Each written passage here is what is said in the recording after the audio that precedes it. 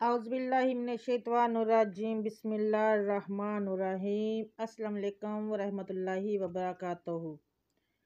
حضرت انس بن مالک رضی اللہ تعالیٰ عنہ فرماتے ہیں کہ ایک روز ہم حضور اکرم صلی اللہ علیہ وآلہ وسلم کے ہمراہ مکہ مکرمہ کے جنگلات کی طرف نکلے۔ خواتین و حضرات، اگر آپ نے ابھی تک اپنے نبی حضور اکرم صلی اللہ علیہ وآلہ وسلم پر درود شریف نہیں پڑھا تو ابھی پڑھ لیں۔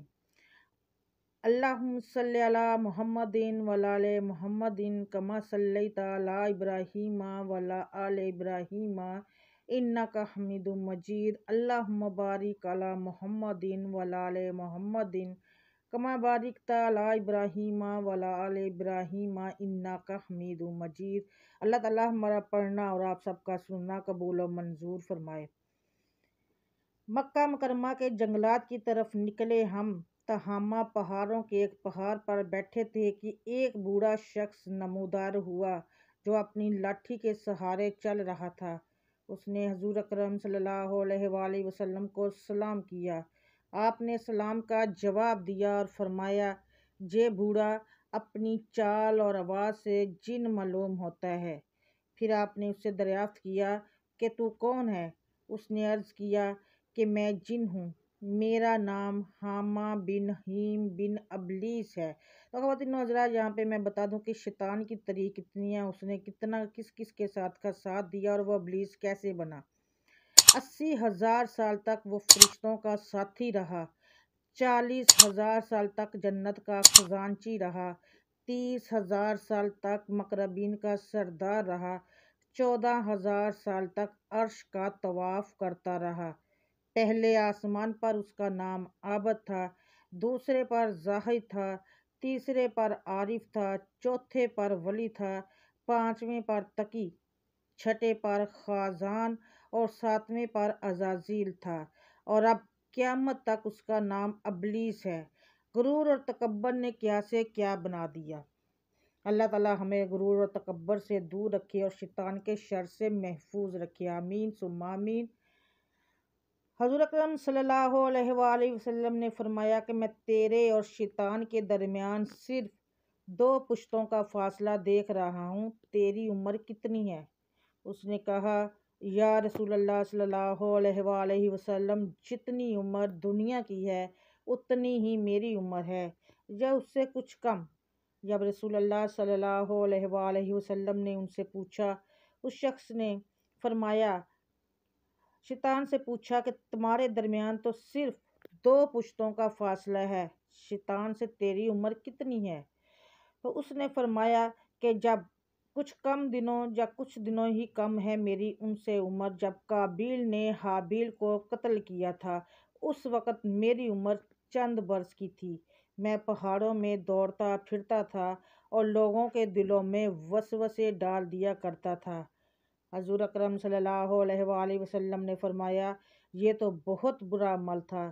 اس جن نے حضور اکرم صلی اللہ علیہ وآلہ وسلم سے کہا، مجھ سے ملامت نہ فرمائیے، کیونکہ میں ان میں سے ہوں جو حضرت نوح علیہ السلام پر ایمان لائے تھے اور توبہ کر لی تھی، اور دعوت دین کے کام میں ان کے ساتھ تعاون کیا تھا اور انہیں راضی کر لیا تھا۔ اس کے بعد وہ جن اتنا رویا کہ ہم بھی رونے لگے۔ اس جن نے کہا، اللہ کی قسم، میں بہت شرمندہ ہوں اور میں اللہ کی پناہ مانگتا ہوں۔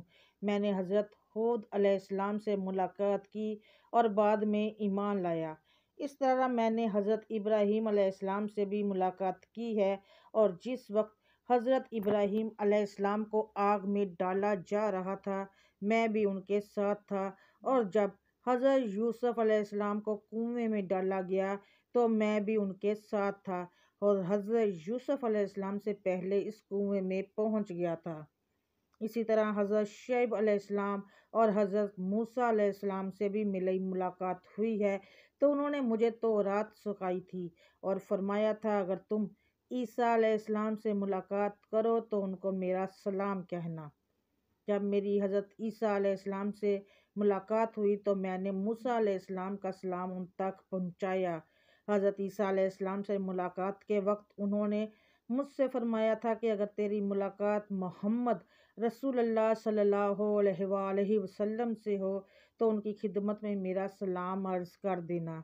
چنانچہ میں اس امانت سے سبق دوست ہونے کے لیے آپ کی خدمت میں حاضر ہوا ہوں اور حضرت عیسیٰ علیہ السلام کا سلام آپ کی خدمت میں پیش کرتا ہوں اور آپ صلی اللہ علیہ وآلہ وسلم پر ایمان لاتا ہوں۔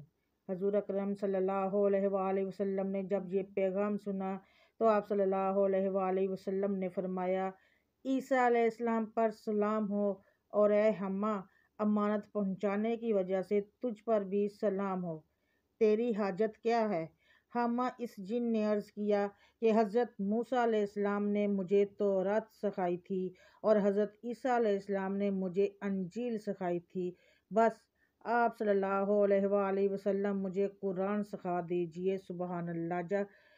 چنانچہ حضور نبی اکرم صلی اللہ علیہ وآلہ وسلم نے اس جن کو قرآن مجید کی تعلیم فرمائی اور اس کو سورہ واقعہ، سورہ امن سکھلائی اور فرمایا کہ اے حمّا، جس وقت تمہیں کوئی حاجت ہو میرے پاس آ جانا اور ہم سے ملاقات نہ چھوڑنا۔ ایک روایت میں ہے کہ حضور اکرم صلی اللہ علیہ وآلہ وسلم نے اس جن کو صرف 10 صورتیں سکھائی تھی۔ حضور اکرم صلی اللہ علیہ وآلہ وسلم اس دنیا سے پردہ فرما گئے ہیں۔ اس واقعہ کے بعد حمّا کے بارے میں بھی پھر کچھ نہیں فرمایا۔ خدا جانے حمّا اب بھی زندہ ہے یا مر گیا ہے۔ خواتین و حضرات، یہاں پہ میں آپ کو تھوڑا سا بتا دوں کہ جنات انسانوں پر کیسے اور کیوں قابض ہوتے ہیں۔ انسان کو زمین پر اتارنے سے قبل اللہ تعالیٰ نے فرشتوں کے سردار ابلیس کو بارگاہ میں طلب فرمایا۔ اسے حکم دیا گیا کہ فرشتوں کی ایک جماعت کے ساتھ زمین پر اترو اور جنات کو ویران جزائر اور پہاڑی غاروں میں قید کر دو۔ یہاں پہ میں ایک اور بات بتا دوں کہ وہ ابلیس کیسے ہوا۔ ابلیس کہتے کس کو ہیں؟ ابلیس اس جن یا فرشتے کا نام ہے جس نے حضرت آدم کو سجدہ کرنے سے انکار کیا اور اللہ کی درگاہ سے نکال دیا گیا۔ اکثر مفسرین اسے جنات میں سے اور کچھ مفسرین اسے فرشتہ سمجھتے ہیں۔ ابلیس کا لفظ قرآن پاک میں 11 مرتبہ آیا ہے، جس میں 9 مرتبہ آدم اور سجدے کی بحث میں ذکر ہوا ہے، جبکہ شیطان اور شیاطین 88 مرتبہ قرآن میں آیا ہے، جن میں سے اکثر مقامات ابلیس کے معنی میں ہیں۔ وہ آدم کو حکم سجدہ کی نافرمانی کی وجہ سے لعن خدا کا مستحق ہوا اور نکال دیا گیا۔ پھر اس کی قیامت تک رہنے کی درخواست پر اللہ نے اسے وقت معین تک رہنے کی مہلت دی۔ ابلیس نے قسم اٹھائی کہ وہ دی گئی مہلت تک فرزندان آدم کو گمراہ کرنے کی مکمل سعی کرتا رہے گا۔